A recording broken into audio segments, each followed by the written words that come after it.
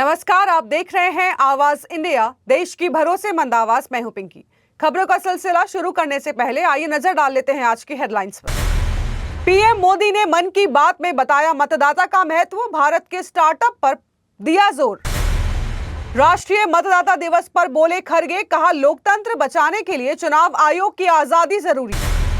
Chhatrasal stadium में गणतंत्र दिवस का भव्य आयोजन, सीएम रेखा गुप्ता ने फहराया तिरंगा।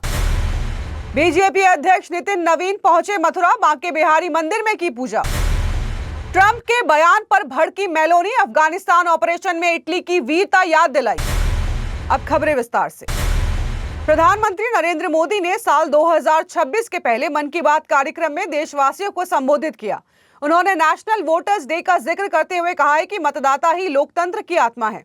उन्होंने युवाओं से पहली बार वोट डालने वाले साथी का अभिनंदन करने और लोगों को वोटिंग के प्रति जागरूक करने की अपील की। 18 साल की उम्र पर वोटर के रूप में खुद को रजिस्टर करने का महत्व भी बताया।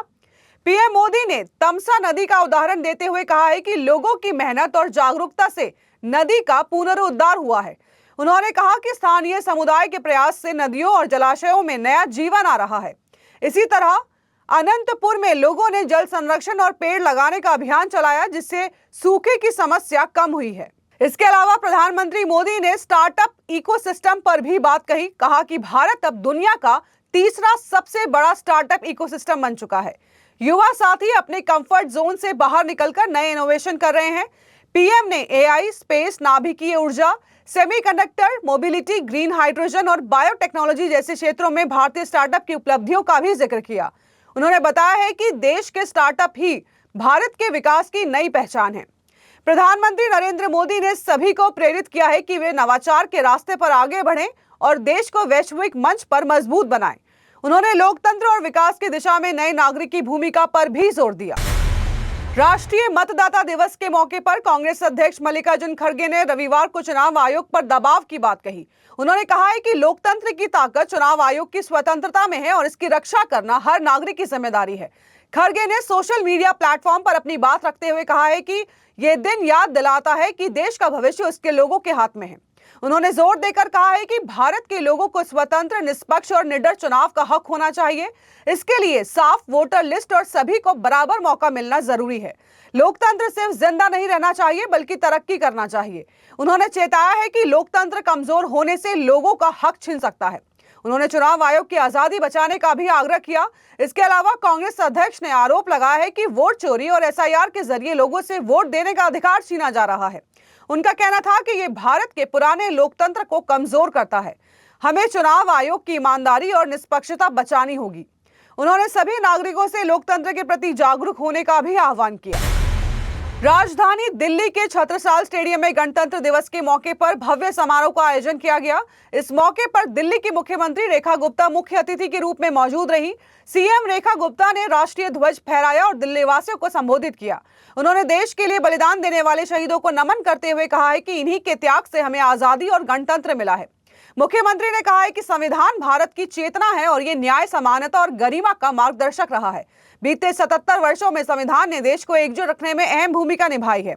मुख्यमंत्री रेखा गुप्ता ने कहा है कि सरकार ने पिछले 11 महीनों में दिल्ली की व्यवस्था सुधारने के लिए कई अहम फैसले लिए हैं। वर्षों से सिस्टम में जमी धूल और रुकावटों को हटाना सबसे बड़ी चुनौती थी। प्रधानमंत्री के सबका साथ सबका विकास के सिद्धांत पर चलते हुए सरकार ने जनता की भलाई के लिए ठोस कदम उठाए हैं। सीएम ने दिल्ली को विकसित और सशक्त बनाने का संकल्प दोहराया। उन्होंने नागरिकों से अपने कर्तव्यों के प्रति जागरूक रहने की अपील की। वहीं मंत्री आशीष सूद ने कहा है कि गणतंत्र दिवस का उत्साह बच्चों और युवाओं में साफ दिखाई दे रहा है।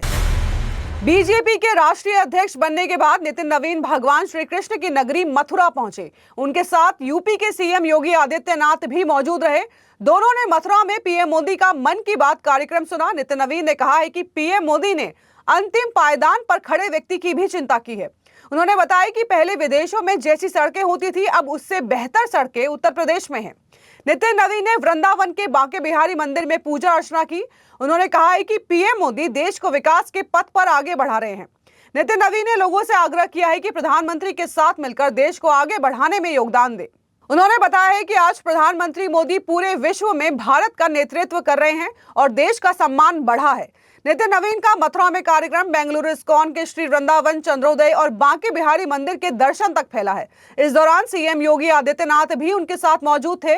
नितिन नवीन यमुना एक्सप्रेस से होकर दिल्ली के रास्ते मथुरा पहुंचे। मांट क्षेत्र के बाजना कट पर उनका जोरदार स्वागत किया गया। उन्होंने कहा कि ये यात्रा देशवासियों के लिए प्रेरणा है। कार्यक्रम में उनकी पूजा अर्चना और पीएम मोदी की तारीफ का संदेश सभी को साझा किया गया। वक्त हो चला है एक छोटे से ब्रेक का।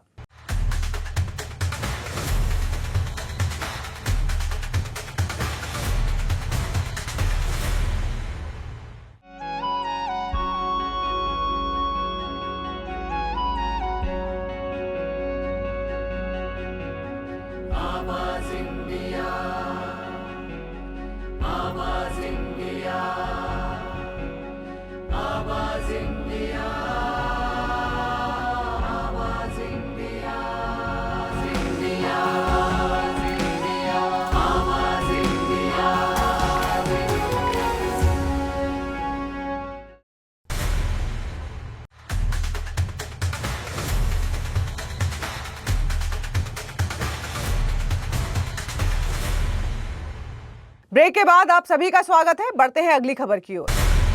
देश के 982 सुरक्षा कर्मियों को वीरता और सेवा पदकों से सम्मानित किया जाएगा। सरकार की ओर से जारी बयान के मुताबिक पुलिस, अग्निशमन सेवा, होमगार्ड, सिविल डिफेंस और सुरक्षा सेवाओं के कर्मी इसमें शामिल हैं। इनमें से 125 कर्मियों को वीरता पदक प्रदान किया जाएगा। वीरता पदक असाधारण साहस, जीवन और संपत्ति की रक्षा तथा अपराधियों के खिलाफ कार्रवाई के लिए दिया जाता है। इन 125 में से 121 पदक पुलिस बल के जवानों को और 4 अग्निशमन सेवाओं के कर्मियों को मिलेंगे।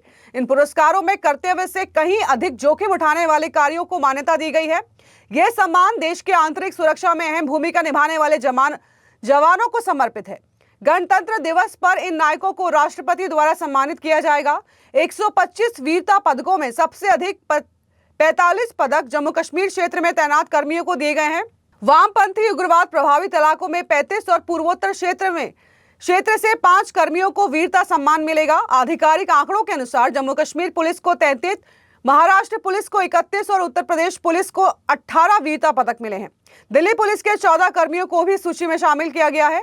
केंद्रीय सशस्त्र पुलिस बलों में केवल सीआरपीएफ को 12 वीरता पदक मिले हैं। इसके अलावा 101 कर्मियों को राष्ट्रपति विशिष्ट सेवा पदक दिया जाएगा। 756 कर्मियों को उत्कृष्ट सेवा के लिए मेधावी सेवा पदक से सम्मानित किया जाएगा। यह पुरस्कार देश की सुरक्षा में वर्षों की निष्ठा और साहस को सम्मान देने का प्रतीक है। बांग्लादेश में हिंदुओं पर हमले और हत्या के मामले ने हलचल मचा दी है। गोशा महल के विधायक टी राजा सिंह ने इस मुद्दे पर कड़ी नाराजगी जताई है। उन्होंने कहा है कि ढाका में चंचल चंद्र को जिंदा जलाकर मार दिया गया है, जो बेहद शर्मनाक है। राजा सिंह ने प्रधानमंत्री मोदी से इस मामले में दृढ़ कार्रवाई की मांग की। उन्होंने कहा है कि बांग्लादेश कभी भारत का हिस्सा था और वहां रहने वाले हिंदू भारतीय हैं। हर हिंदू की सुरक्षा भारत सरकार की जिम्मेदारी है। राजा सिंह ने स्पष्ट किया है कि बांग्लादेश को उसकी औकात दिखाना जरूरी है। उन्होंने चेतावनी दी है कि ऐसे मामलों पर भारत चुप नहीं रह सकता। आपको बता दें कि चंचल चंद्र भौमिक वर्कशॉप के मिस्त्री के रूप में काम करता था और थकान के कारण सो गया था। इस दौरान संदिग्ध कट्टरपंथियों ने उसे वर्कशॉप में जिंदा जला दिया। पुलिस ने हत्या को सुनियोजित बताया है और जांच जारी है। सीसीटीवी फुटेज में आरोपियों को शटर में आग लगाते हुए दिखाया गया है। यह हिंदुओं पर हमले का पहला मामला नहीं है। पिछले कुछ महीनों में बांग्लादेश में हिंदुओं पर हमले और अत्याचार बढ़े हैं। कई हिंदुओं की जान जा चुकी है और समुदाय में भय का माहौल है। दोषियों की पहचान और गिरफ्तारी के लिए कई टीमें काम कर रही हैं। अमेरिकी राष्ट्रपति डोनाल्ड ट्रंप की अफगानिस्तान में नाटो सहयोगियों के फ्रंट लाइन पर न रहने की टिप्पणी पर इटली की प्रधानमंत्री जॉर्जिया मेलोनी खफा हो गई हैं। मेलोनी ने सोशल मीडिया पोस्ट में लिखा है कि 11 सितंबर 2001 के आतंकी हमले के बाद नाटो ने पहली बार आर्टिकल 5 एक्टिव किया था, जो अमेरिका के प्रति असाधारण एकजुटता का प्रतीक है। उन्होंने कहा है कि अफगानिस्तान में ऑपरेशन के दौरान इटली ने नाटो के साथ मिलकर तुरंत प्रतिक्रिया दी थी और हजारों सैनिक तैनात किए थे। रीजनल कमांड वेस्ट की जिम्मेदारी संभालते हुए इटली ने मिशन के सबसे अहम क्षेत्रों में योगदान दिया है। करीब 20 साल के ऑपरेशन में इटली ने 53 सैनिक शहीद दिए हैं और 700 से ज्यादा घायल हैं। मेलोनी ने कहा है कि इस योगदान को कम आंकने वाला बयान स्वीकार नहीं किया जा सकता। मेलोनी ने कहा है कि इटली और अमेरिका के बीच मजबूत दोस्ती ऐतिहासिक सहयोग और साझा मूल्यों पर आधारित है। मौजूदा चुनौतियों के दौर में ये दोस्ती और भी महत्वपूर्ण है, लेकिन इस दोस्ती के लिए आपसी सम्मान जरूरी है, जो नाटो की एकजुटता बनाए रखने में मदद करता है। उन्होंने ये भी स्पष्ट किया है कि अफगानिस्तान में नाटो देशों के योगदान को कम करके आंकना गलत है।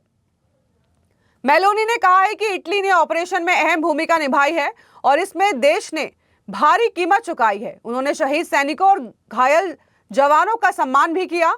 अंत में उन्होंने अमेरिका और अन्य सहयोगी देशों से सम्मानजनक व्यवहार की उम्मीद जताई है। फिल्म बॉर्डर 2 की रिलीज के बाद अभिनेता सनी देओल ने शहीद फ्लाइंग ऑफिसर निर्मलजीत सिंह सेखों के परिवार से मुलाकात की। निर्मलजीत सिंह 1971 के भारत पाक युद्ध में श्रीनगर एयरफील्ड पर पाकिस्तानी फ्लाइट जेट्स का अकेले मुकाबला करके देश की सुरक्षा के लिए प्राण न्यौछावर कर गए थे। सनी देओल ने इस मुलाकात की तस्वीर अपने सोशल मीडिया अकाउंट पर शेयर की है और लिखा है कि यह उनके लिए बहुत ही यादगार और खुशी का पल था। फिल्म में दिलजीत दोसांझ ने शहीद का किरदार निभाया है और उनकी बहादुरी की कहानी बड़े पर्दे पर दर्शकों के सामने लाई गई है। सनी ने कहा है कि यह मुलाकात उन्हें हमारे सैनिकों और उनके परिवारों के साहस को मजबूत कराने का जरिया बनी है। निर्मलजीत सिंह ने महज 26 साल की उम्र में पाकिस्तान के 6 फाइटर जेट्स को खदेड़कर देश के लिए सर्वोच्च बलिदान दिया। बॉर्डर 2 1997 में रिलीज हुई बॉर्डर का सीक्वल है और पहले 2 दिन में बॉक्स ऑफिस पर शानदार प्रदर्शन कर रही है। ओपनिंग डे पर बॉर्डर 2 ने 30 करोड़ रुपए की कमाई की है और दूसरे दिन 36.5 करोड़ रुपए का आंकड़ा भी पार किया है। सनी ने लिखा है कि फिल्म बॉर्डर 2 इन वीर जवानों की हिम्मत और उनकी विरासत को आगे बढ़ाने का माध्यम है। फिल्म में दर्शकों के दिलों में देशभक्ति की भावना को फिर से जगा दिया है। तो देश और दुनिया की बड़ी खबरों में फिलहाल के लिए इतना ही। जुड़े रहिए आवाज इंडिया के साथ, जल्द होगी मुलाकात। तब तक के लिए नमस्कार।